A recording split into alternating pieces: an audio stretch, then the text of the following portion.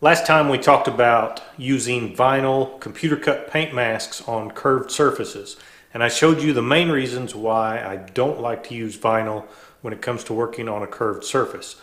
I also talked about a better way, so let's dive in.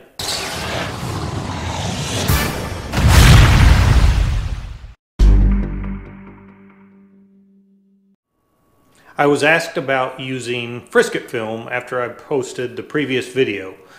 Frisket film would be a better alternative compared to the opaque vinyl that I was using in the last video, simply because it is transparent. You can see right through it in order to line up additional masks later down the road. The downside to Frisket film, as far as I'm concerned, is it's another form of vinyl. The downside, again, with vinyl is stretchable. It expands and contracts. It doesn't like to conform to a curved surface without developing wrinkles.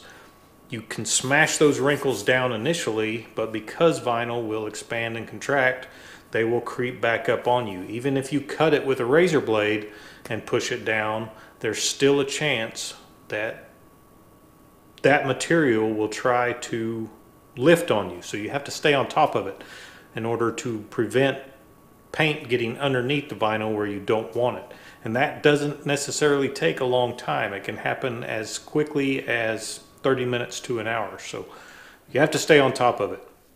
When I'm working on a curved surface and using multiple vinyl masks, my tool of choice is this right here, FBS Gold Mask. This stuff has been around for a while. It's nothing new, but if you're new to all of this, you should be aware of this product because this stuff is fantastic. This is not a vinyl mask.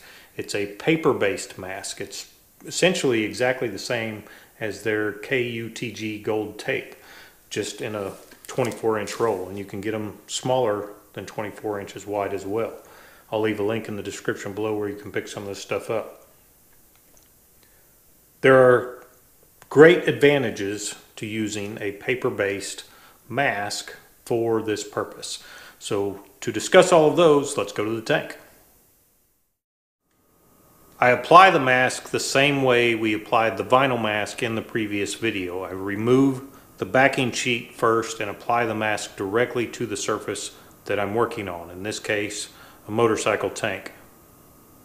You can see I've got some 1/8 inch vinyl tape on the tank for alignment purposes. Once I've got the mask where I want it, I go ahead and remove that bottom piece of tape because the F in the word of would have overlapped that vinyl tape, is the only reason that it was removed. The first thing you can notice is this FBS Gold Mask is semi-transparent. You can actually see through the mask. You can see the red and white stripes that are being covered by the mask right now. That's one of the main benefits to this particular product. When it comes to overlaying the next two masks, we will be able to see for orientation purposes to make sure our alignment is good. Once I've got it somewhat put down with my fingers, I come in with a squeegee and I'll make sure this is burnished down really well. The largest surface area on this first mask is actually that folded flag in the logo. For that reason, I didn't have to worry about any wrinkles when I applied this particular mask. It laid relatively flat. Part of that is because there's not a lot of surface area on this particular mask, and the curves on this tank are not extreme. So that was fortunate. The next step is to remove the transfer tape, and then we can begin painting. The first thing you'll probably notice is I didn't burnish down the registration marks there on the left side. So as I'm removing this transfer tape, I'm removing the registration marks as well. That's not a big deal. I don't plan to use the registration marks on this particular job to begin with. The only reason I left them in there in the first place is because I wasn't certain how I was going to approach showing you guys how I do this before I began. You want to be very careful when you're removing your transfer tape with this FBS Gold Mask because it is a paper-based mask. It's very easy to tear. In areas where you start to peel up some of your mask with the transfer tape, take your time, just burnish it down a little bit further and then continue pulling. Sometimes it helps to change the angle you're actually pulling the transfer tape from. Once the transfer tape is removed, I'll remove the other 2 registration marks on the right side, as well as my other strip of 1/8 inch vinyl tape that I had on the tank for registration purposes.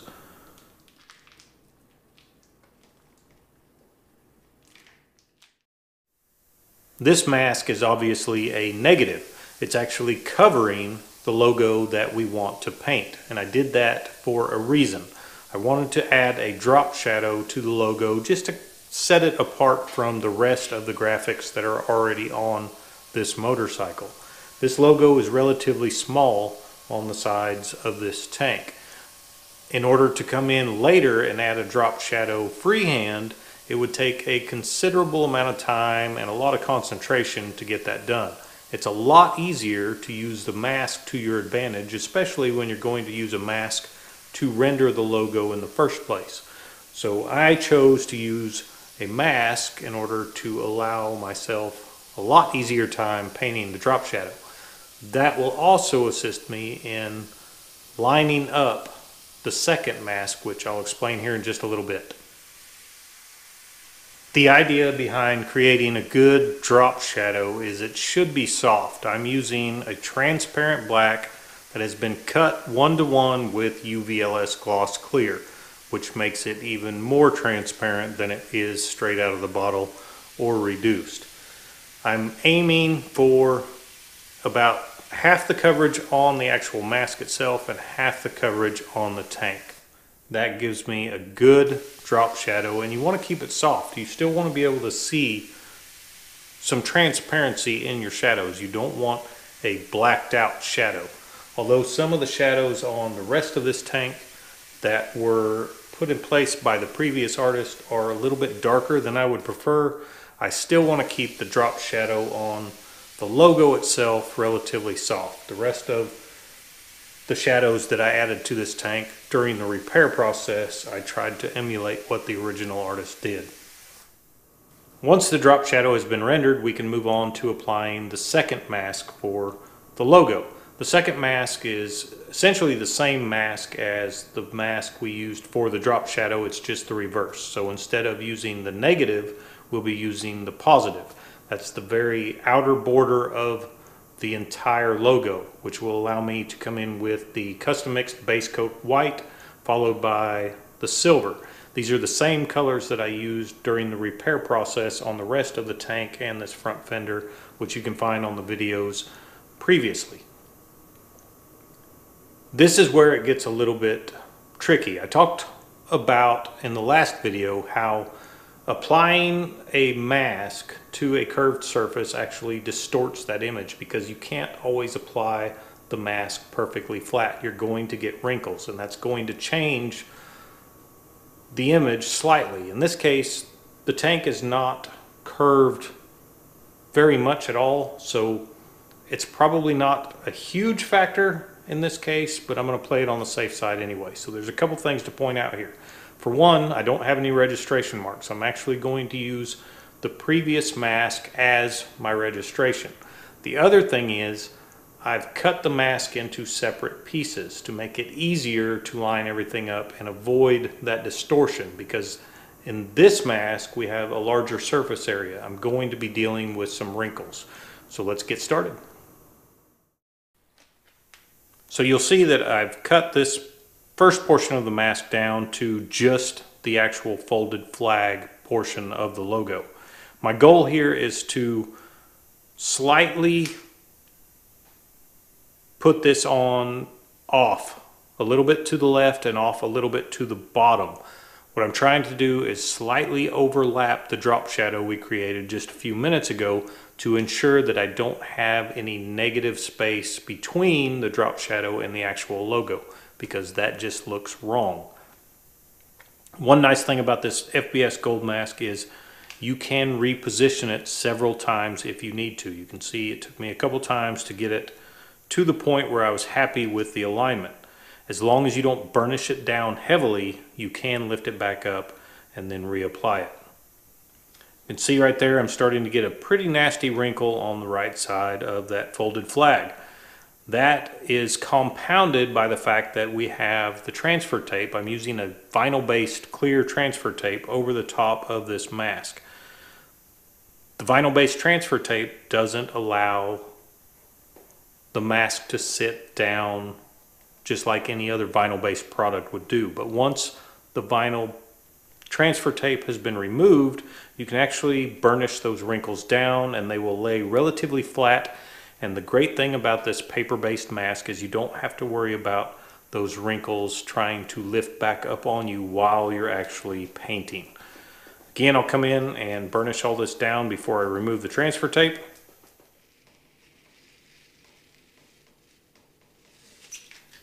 And once the transfer tape has been removed, I will come in and remove the portion, the negative portion of the mask that we used previously. Here's another quick little tip if you're wondering what the little black thing is in my hand. More often than not, I will use an X-Acto blade in order to pick out portions of a mask or remove portions of a mask when I'm working with vinyl. Vinyl is a little bit thicker, actually vinyl is a lot thicker than the FBS gold mask. The FBS is very, very thin.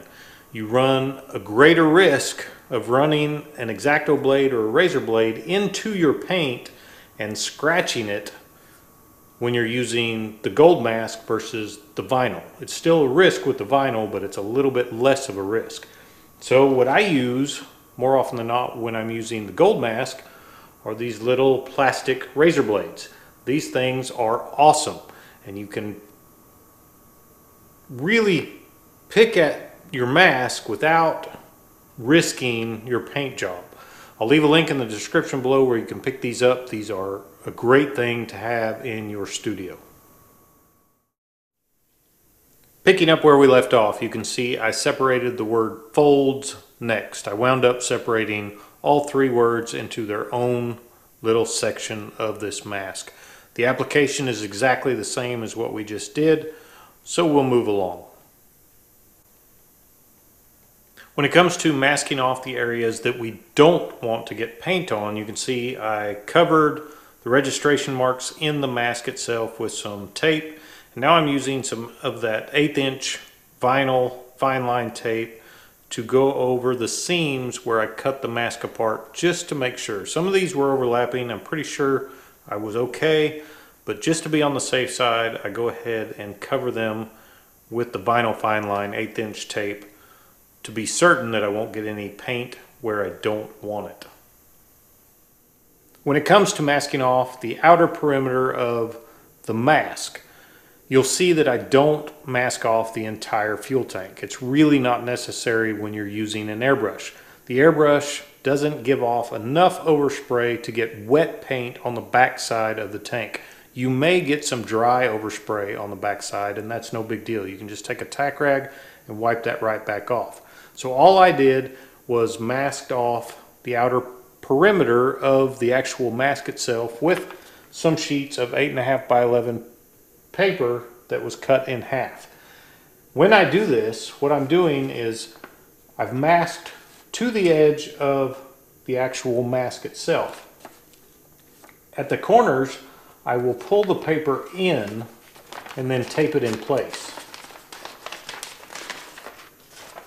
What that does is it kind of creates a cup, if you will, so that when overspray is caught, it's actually deflecting it back toward me, as you can see by the overspray left on these pieces of paper, because these are the pieces of paper I actually used for this purpose. So that will keep the overspray traveling back toward you more than it will allow it to come over the top and land on the back side of the tank. Once the masking is complete, then we can go ahead and spray the white, followed by the silver.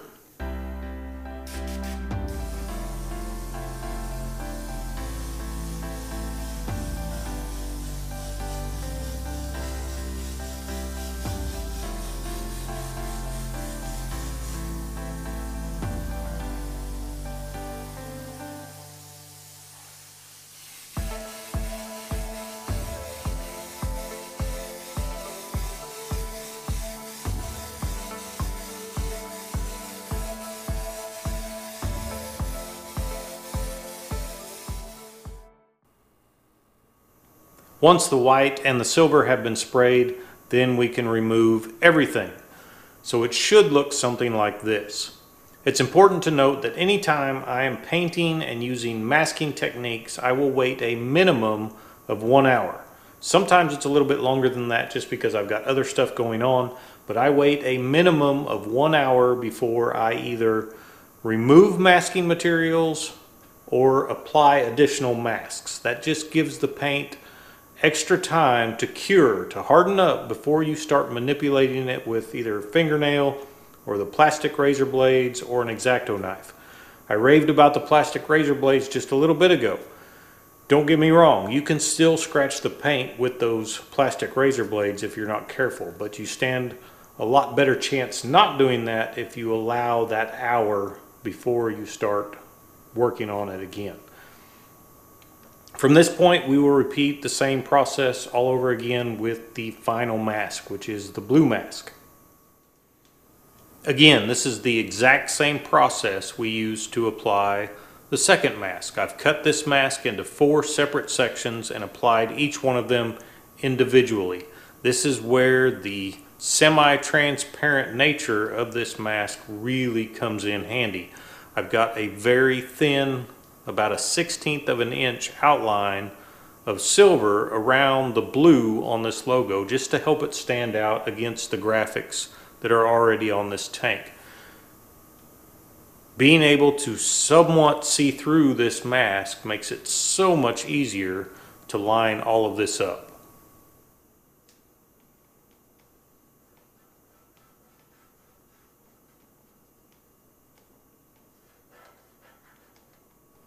Once the mask has been applied and everything has been masked off once again, we're ready to spray the blue.